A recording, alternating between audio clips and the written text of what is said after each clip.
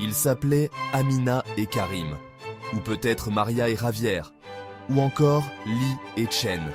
Leurs noms changent, mais leur histoire est universelle. Je les imagine à l'aéroport, main dans la main avec leurs enfants, valises pleines de rêves. Ils ont tout quitté, mais ils l'ont fait ensemble, portés par la promesse du Canada. Un pays où l'avenir semble plus sûr, où leurs enfants auront toutes les chances de réussir. Ils se voient déjà installés, les enfants découvrant la neige, trouvant un travail à la hauteur de leurs compétences. Lui, ingénieur, elle, enseignante, diplôme, expérience, volonté de faire. Les nuits blanches à remplir des dossiers, à apprendre l'anglais ou le français, n'ont fait que renforcer leurs convictions. Le Canada n'est pas une fuite, mais un projet de vie, bâti sur l'amour et l'ambition partagée. Mais personne ne leur a parlé de l'autre facette du rêve. L'immigration est un test redoutable pour l'amour. Dans l'excitation du départ, on idéalise la destination, on sous-estime les obstacles, on se dit que l'amour suffira à tout surmonter. Après tout, n'ont-ils pas déjà traversé tant de choses ensemble? Mais le plus grand défi ne sera pas de trouver un travail ou un logement. Ce sera de ne pas se perdre l'un l'autre en chemin.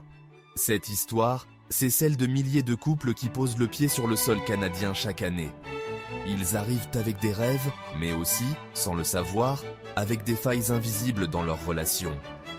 L'immigration agit comme un révélateur, mettant à nu les fragilités et les non-dits.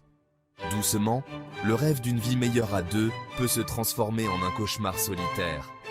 La promesse d'un nouveau départ devient parfois le début de la fin.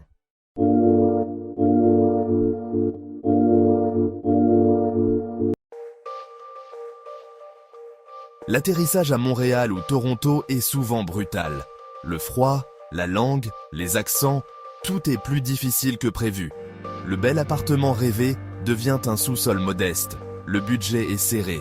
L'euphorie laisse place à l'anxiété. La solitude s'installe dans une ville immense. La recherche d'emploi devient un parcours du combattant. Diplôme non reconnu, expérience jugée insuffisante. Karim livre des pizzas. Amina fait des ménages. L'humiliation est silencieuse, profonde. Le soir, ils rentrent épuisés, pesant le poids de la déception. Ils se testent pour ne pas inquiéter l'autre.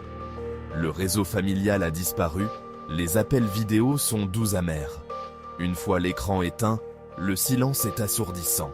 Ils ne sont plus que deux face à une montagne de difficultés. Cette proximité forcée crée une distance étrange. Le rêve canadien se fissure, la fatigue s'installe. Les petites attentions disparaissent, remplacées par l'irritabilité. Chaque dépense devient source de tension. Le couple, refuge d'hier, devient le champ de bataille des frustrations. Ils passent de partenaires de rêve à colocataires de galère. Ce n'est pas une simple anecdote, mais un phénomène social documenté. Le taux de séparation chez les couples immigrants est bien plus élevé dans les 5 premières années que chez les natifs. L'immigration, c'est un deuil. Statut, repères, culture, famille. Beaucoup de couples ne sont pas préparés à le vivre ensemble. Souvent, un seul porte le projet, l'autre suit, parfois à contre-cœur. Le choc culturel et la pression économique agissent comme un solvant sur les liens conjugaux. Comprendre ce mécanisme, c'est la première étape pour tenter de le désamorcer. L'immigration bouleverse les rôles du couple. Au Canada, les cartes sont rebattues. La femme trouve parfois un emploi avant l'homme. Elle devient le pilier financier, lui perd son statut, sa fierté. Cette inversion est une blessure narcissique pour l'homme, un défi pour la femme. Elle gagne en autonomie, mais porte une double charge. Travail, maison, soutien moral. L'épuisement la guette, le ressentiment s'installe. L'homme peut devenir irritable ou se replier sur lui-même. La communication se rompt, les reproches fusent. Le couple, autrefois soudé, ne sait plus comment interagir. Les attentes traditionnelles volent en éclats. Chacun cherche sa place dans ce nouveau paradigme. Les tensions explosent, la distance grandit. Le modèle d'hier ne fonctionne plus. Plusieurs causes profondes transforment le rêve canadien en cauchemar conjugal. Le déracinement psychologique, crée un vide immense, vécu différemment par chacun. L'un s'adapte, l'autre reste bloqué dans la nostalgie. L'épuisement économique et la perte de statut engendrent frustration et disputes. L'argent devient le sujet de toutes les tensions. Les priorités divergent, sécurité ou besoin de normalité. Le choc des valeurs s'ajoute, égalité, individualisme, laïcité. La femme aspire à plus de liberté, l'homme craint de perdre le contrôle. Le dialogue devient impossible, chacun parle une langue différente, au sens propre comme au figuré. Les disputes masquent des blessures plus profondes. Le terrain est prêt pour l'explosion. Le couple s'éloigne, prisonnier de ses contradictions. L'amour s'étiole dans l'incompréhension. Les témoignages sont poignants. Sophia, arrivée du Maroc, voyait son mari dépérir, devenir l'ombre de lui-même. L'homme ambitieux et joyeux avait disparu, remplacé par l'agressivité et la distance. David, venu de Colombie, a vu sa femme réussir pendant qu'il s'occupait de la maison. Il s'est senti inutile, moqué par ses amis restés au pays. La réussite de sa femme est devenue son propre échec.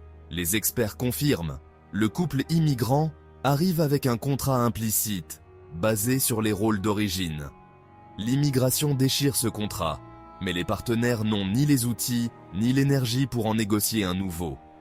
La communication devient impossible, le silence ou les cris s'installent. Parfois, c'est une lente érosion, plus de disputes, mais plus de dialogue non plus. Ils vivent comme des étrangers sous le même toit, pour les enfants ou par peur de l'inconnu. L'intimité disparaît, la séparation intérieure s'installe. Le rêve commun est mort, mais il cohabite dans ses ruines. L'amour s'efface, remplacé par l'habitude et la résignation. Le couple survit, mais ne vit plus. L'immigration a révélé la fragilité de leur union. Face à la tempête, deux chemins s'ouvrent. Pour beaucoup, la rupture devient inévitable, vécue comme un double échec du projet migratoire et conjugal. La séparation est difficile, la solitude immense, la culpabilité écrasante. Mais pour d'autres, la crise devient une opportunité de se réinventer. Ils décident de se battre ensemble, de tout mettre à plat. Peur, frustration, aspiration. Ils acceptent que l'ancien modèle est mort et en construisent un nouveau. L'homme trouve de la valeur dans un rôle plus présent à la maison. La femme partage son nouveau pouvoir sans écraser l'autre. Réussir, ce n'est plus seulement gagner de l'argent, mais être heureux ensemble. Ils deviennent de véritables partenaires, égaux et solidaires. L'immigration ne les a pas brisés, elle les a transformés. Leur amour, plus mature, renaît de l'épreuve. Le couple sort grandi, plus authentique. Heureusement, il existe des ressources pour ne pas affronter la tempête seul. De nombreux organismes proposent des ateliers sur la parentalité, la gestion du budget et surtout la communication dans le couple. Ces espaces de parole permettent de réaliser qu'on n'est pas seul. Partager ses expériences, écouter d'autres parcours, c'est déjà thérapeutique. Des intervenants issus de l'immigration donnent des outils concrets pour désamorcer les conflits. La thérapie de couple, avec un professionnel sensible aux enjeux interculturels, peut aider à décoder les disputes et exprimer la souffrance. Recréer un réseau social est vital. Activités, bénévolat, vie de quartier. Chaque nouvelle connexion renforce le tissu social déchiré par l'exil. Avoir des amis, un voisin sur qui compter, allège la pression sur le couple. Le couple redevient un port, connecté au monde. L'immigration ne crée pas les problèmes du couple, elle les révèle. Comme un séisme, elle secoue les fondations et fait apparaître les fissures. Pour les couples fragiles, l'effondrement est presque inévitable. Mais l'immigration peut aussi être un catalyseur de transformation. Les couples qui osent affronter la tempête main dans la main en ressortent plus forts. Ils redéfinissent leurs valeurs, inventent un nouvel équilibre. Leur amour, passé au feu de l'exil, devient plus solide. Le message « Parlez-vous », anticipez les difficultés, osez demander de l'aide. L'aventure de l'immigration teste les limites, mais offre une chance rare de se réinventer. Pour un couple, c'est l'ultime occasion de vérifier la solidité de son amour. Aimez et abonnez-vous pour découvrir des vérités que personne ne partage. Découvrez ce que personne ne vous dit. Partagez si ça vous intéresse.